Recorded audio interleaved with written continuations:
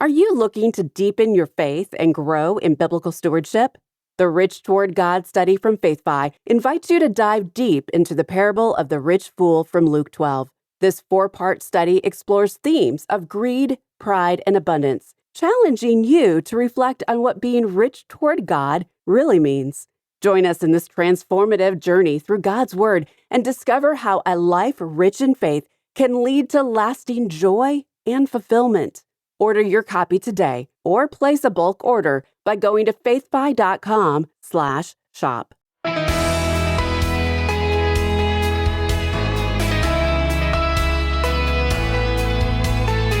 Businessman and author Harv Eker once wrote, "Financial freedom is the ability to live the lifestyle you desire without having to work or rely on anyone else for money." Hi, I'm Rob West. It's tempting to think that financial independence is the ultimate goal of life. But what does the Bible say? The answer might surprise you because God's Word points us toward a far better kind of freedom. We'll explore that today, and then we'll take your calls and questions at 800-525-7000. This is Faith and Finance, biblical wisdom for your financial journey. In recent years, the concept of financial independence has gained a lot of popularity. Many aspire to be self-sufficient, debt-free, and free to pursue their passions. While those desires aren't necessarily wrong, there is a subtle danger. They can lead us to believe that we don't need anyone, including God. This isn't new. In Luke 12, Jesus told a parable about a man who idolized financial independence, a successful businessman, farmer, and investor. He decided, "I will tear down my barns and build bigger ones, and there I will store all my grain and goods. And I will say to my soul, you have ample goods laid up for many years. Relax, eat, drink, and be merry." You see, in his own eyes, he had made it. He needed no one, especially not God. But God replied, "Fool, this night your soul is required of you, and the things you have prepared, whose will they be?" Jesus wasn't condemning wealth or careful planning. He was warning against trusting in them. The rich man wasn't punished for having resources, but for idolizing them. His goal was to be free from dependence on anyone, even his creator. That's the heart of the issue. When we aim for independence from God instead of dependence on Him, we lose sight of our true calling as followers of Jesus. We see this contrast in Proverbs 30, where a man named Eker prays one of the most honest prayers about money in the Bible. "Give me neither poverty nor riches. Feed me with the food that is needed for me, lest I be full and deny you and say, 'Who is the Lord?' Or lest I be poor and steal and profane the name of my God." Eker knew that too little could tempt him to sin in desperation, but too much could tempt him to forget God altogether.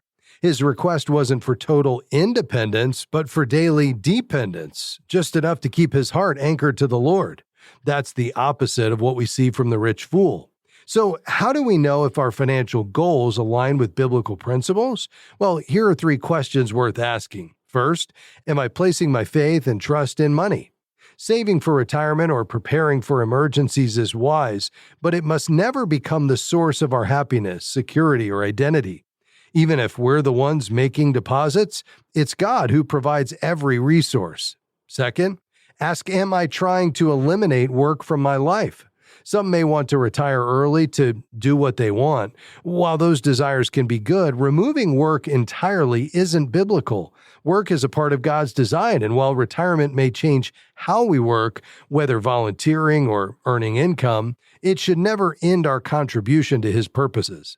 Third, ask, am I paying off debt just so I can live for myself?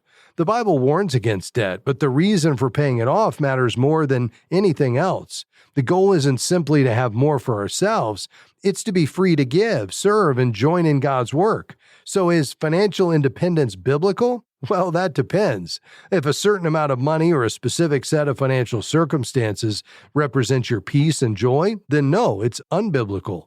Peace and joy come only from Christ. You don't have to wait until you're debt-free or retired to experience them. If your aim is to remove work from your life, then no, it's unbiblical. Work is not a burden to escape, but a calling to embrace. If paying off debt is simply about freeing up money to indulge yourself rather than using it for God's purposes, well then it too falls outside of His design. This doesn't mean we can't enjoy the money God provides. He richly provides us with everything to enjoy, according to 1 Timothy. And every good and perfect gift is from above. We see that in James. But if our priorities revolve around us instead of advancing God's kingdom, we've fallen short of His design. However, if your vision of financial independence is rooted in generosity, faithful stewardship, and joyful dependence on God, then you're aiming for something far greater than independence. You're seeking a life that is truly rich toward God.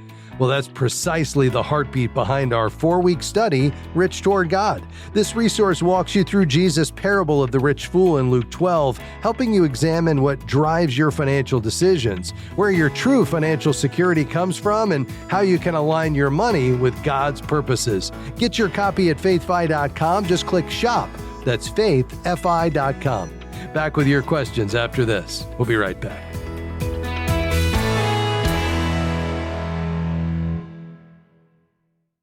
When you hear the phrase, rich toward God, what comes to mind?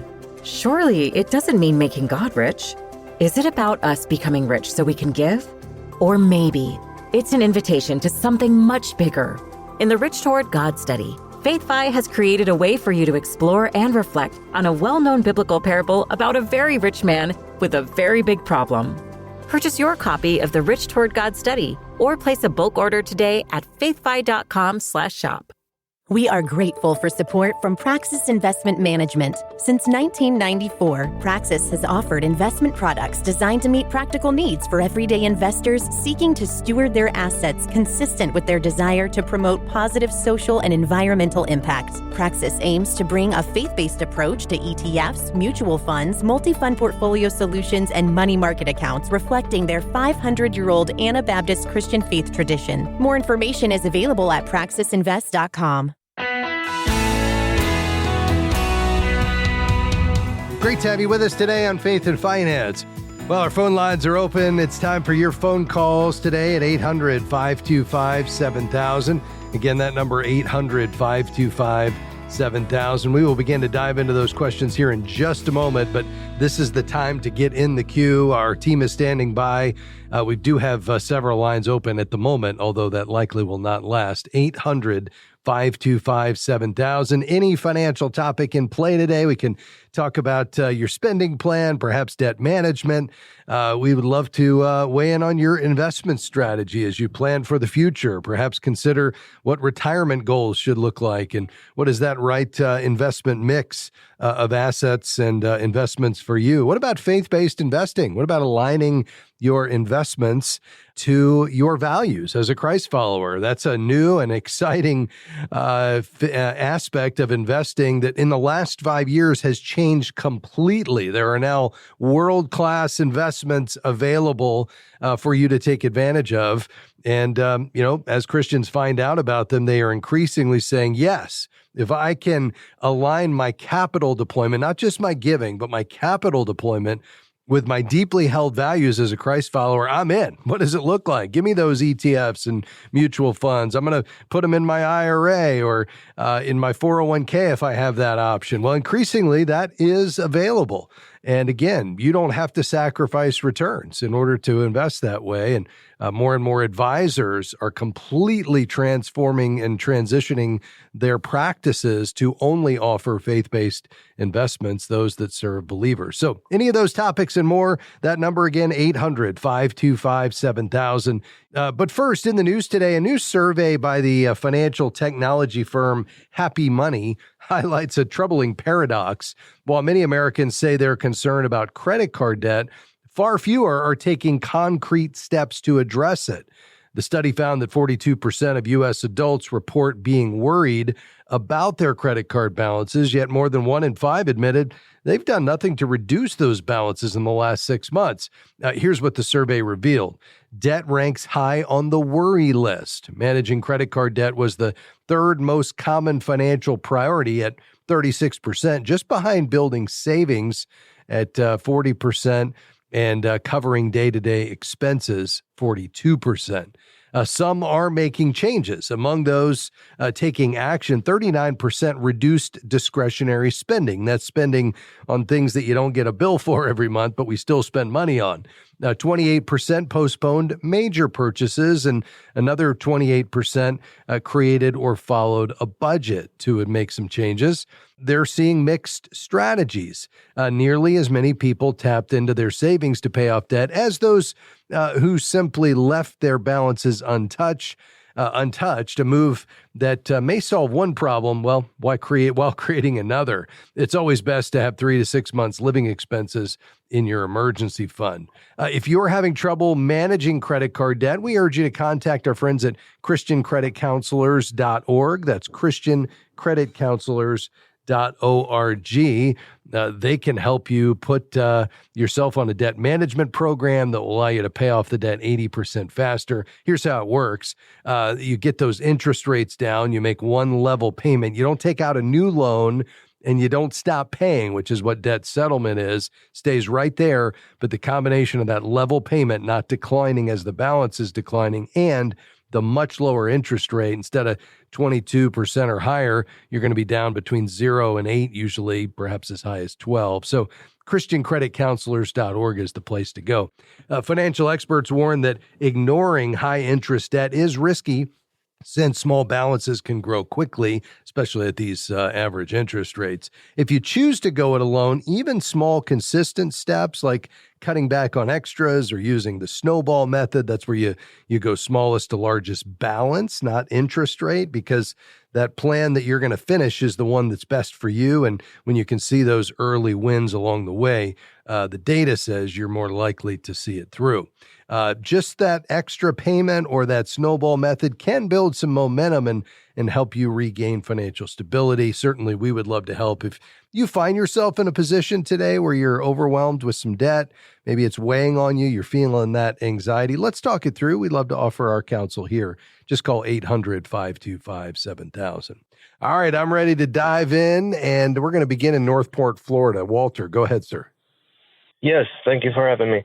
Sure. So I am 31 years old. I started my career for assisted living community. Then I had another job at heating and cooling.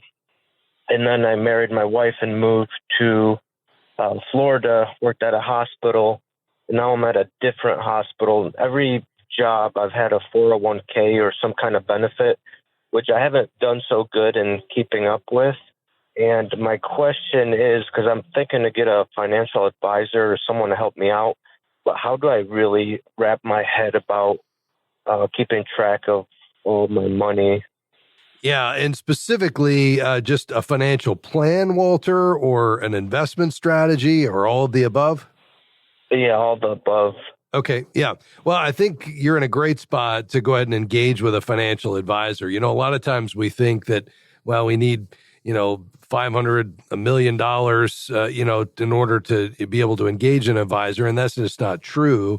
There's planning functions that a financial advisor can offer early, even while you're still building wealth. And then at some point, they can step in and help you manage it, either just giving you some counsel if it's in a 401k, or actually through direct management if you have enough assets outside of a 401k that you meet their minimums and so forth. But I think you're in a great spot to do some planning, just to look at, okay, where are we at in our financial life in terms of, are we offsetting the risks that exist with the proper amounts of and types of insurance? What are we doing toward retirement? What's our ultimate finish line? And are we on track for that? What vehicles are we saving in? What about lifestyle and cash flow? And do we have a plan to handle that? If you have kids, what about college savings? And, then you've got your estate plan and making sure that you've got a valid will and you've thought through some of those decisions, even in your 30s. You need that.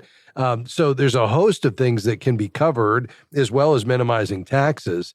And that's where a financial planner would often do what they call a comprehensive financial plan that would really look at all of these things that they would, deliver to you. And then over time, they can serve a valuable role for accountability. because, they can ask you hard questions and they can, keep you all accountable to your goals. It's a great person to be able to ask your spouse questions too, and, allow you all to kind of work through, your goals and plans and make sure that there's somebody there walking alongside you. So where I would go next, Walter, if you don't have somebody in mind, is to our website at faithfi.com. That's faithfi.com. And right there at the top of the page, you can click the button that says Find a CKA and do a zip code search for a certified Kingdom advisor. I'd interview 2 or 3, make sure you're a good fit for their practice. And then I think that'll give you what you're looking for. Okay, great. Thank you so much. Yeah, I've seen there's tools I need.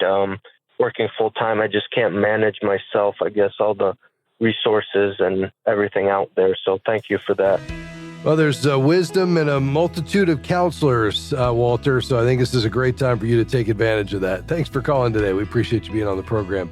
By the way, phone calls are welcome and lines are open. So if you have a financial question today, we'd love to tackle it with you. That number, 800-525-7000. Again, it's 800-525-7000. This is Faith and Finance Biblical Wisdom for your financial decisions. We'll be right back.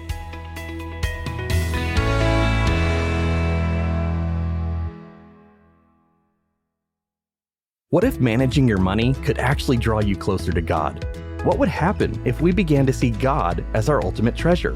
The FaithFi app helps you do more than budget. It helps you integrate your faith and financial decisions for the glory of God. With easy-to-use envelope features, top biblical financial content, and a supportive in-app community, you'll learn to steward God's resources wisely and grow in generosity. Download the FaithFi app today from your app store or visit faithfi.com and click app. Feeling burdened by credit card debt? As faithful stewards, we are called to manage our finances wisely. Christian credit counselors can help with a debt management program that allows you to pay off debt up to 80% faster, while honoring your commitments with integrity. Don't let debt hold you back from the life God has planned for you. Take the first step toward peace and financial freedom today. Visit ChristianCreditCounselors.org. That's ChristianCreditCounselors.org.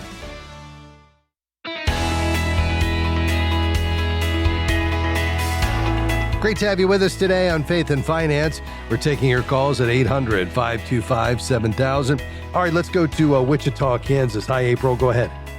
Hi. Thank you for taking my call. Sure. I'm calling in regards to my daughter. She is currently 16. At the age of 14, she was hit by a vehicle on her way to school. And by the grace of God, she's made a 1,000% complete recovery. So she's perfectly fine. She's in dance. And she's a junior in high school at this time. Now, because of that accident, she was awarded a settlement amount in total of $300,000, of which the attorney took $100,000. The remaining 200, the remaining 200 and I believe it was like 15,000 or something like that.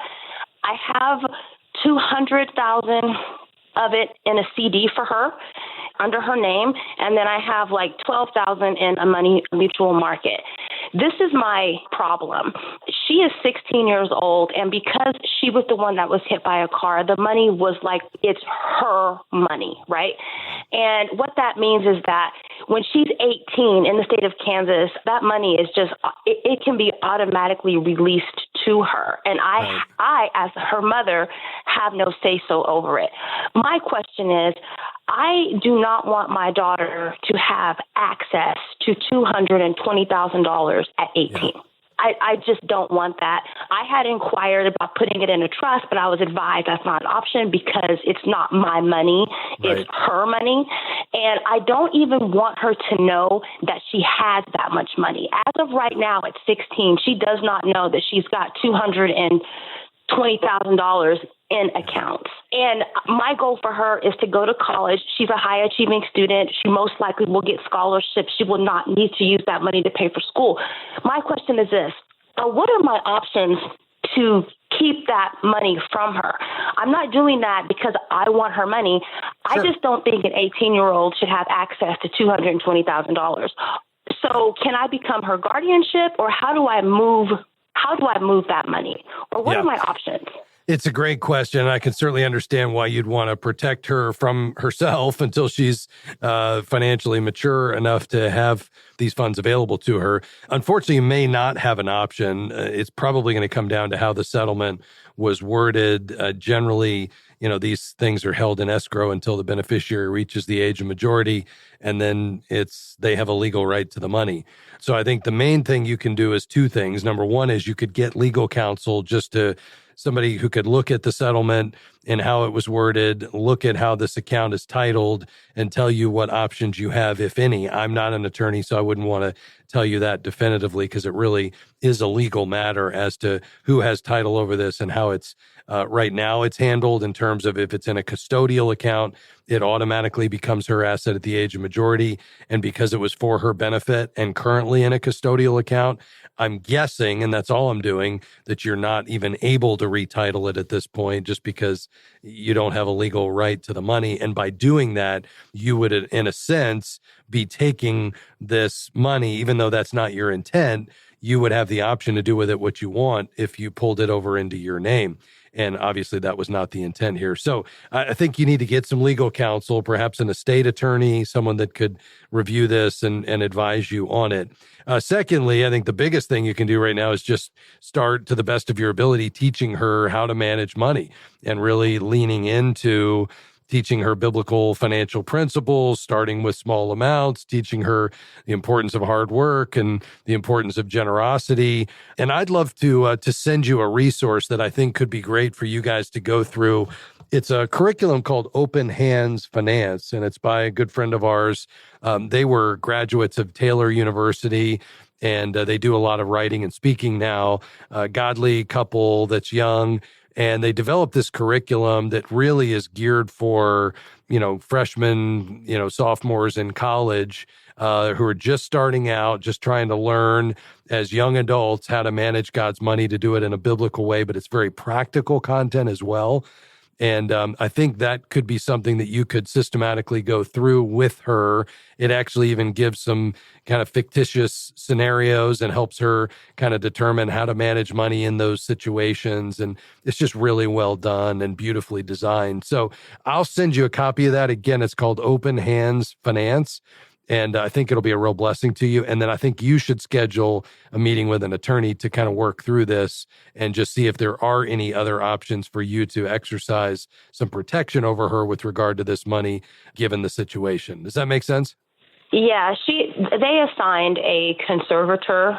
It's under a conservatorship. The conservator is also an attorney. I did speak with the attorney, and basically the lawyer told me that all I could do basically was just kind of extend it till she's 21. But I'm like, well, can I want to be her guardian, but I can't be her guardian. I don't know, but the Open Hands Finance will help me. Yeah, I will get that in the mail to you, so you stay on the line. Unfortunately, we're just going to have to trust the Lord on this one, because you can't be a guardian for somebody who's now a legal adult. And, there's not any hardship or, anything medically that would allow you to step in and retain control. And so we're going to have to trust the Lord and do everything you can do to prepare her for what is coming, even if she doesn't know that it's coming. So all the best to you, April. Why don't you stay on the line? We'll get that information out to you, and I hope it'll be a blessing to you. Thanks for calling today. We don't have much time left, but I want to get to Boca Raton. Elaine, I understand you have an adult son that has autism, and you're wondering about the best way to plan for his financial future. I know money is tight. Are you looking mainly for just what is the best vehicle to put any funds in that might be there for his care beyond your life? Yes. He is on the Florida Med Waiver, so he can't keep more than $2,000 a month in his checking account. And I'm wondering, how is he going to survive in the future? If there's like some type of a form that I could save some money, put some money away for him for his future care, and what would be the best way for me to do that? Yeah, very good, Elaine. I want you to go back and listen. If you go to faithfi.com and you search for ABLE, the ABLE account, it stands for Achieving a Better Life Experience. It's a type of account that was created for people with disabilities, and it allows them to work and save for themselves or someone else to save for them, like you. and it does not restrict in any way their government assistance. So while you're on SSI or Medicaid, it keeps these assets separate. And as long as he was disabled prior to the age of 26, and that's actually increasing to 46 next year, it allows him to work and to save and not bump up against those asset limits. You can put in up to $100,000 in them, and there's no impact on government benefits whatsoever. Again, it's called ABLE. And you may want to look at the ABLE Resource Center on the web. You could do an internet search for it, and it will give you all the details. I wish you had more time, but I think that's where you need to go next. Thanks, Elaine. Jim, Lisa, Dan, and Anthony serving us today. We're grateful for them. We'll see you tomorrow. Faith and Finance is provided by FaithFi and listeners like you.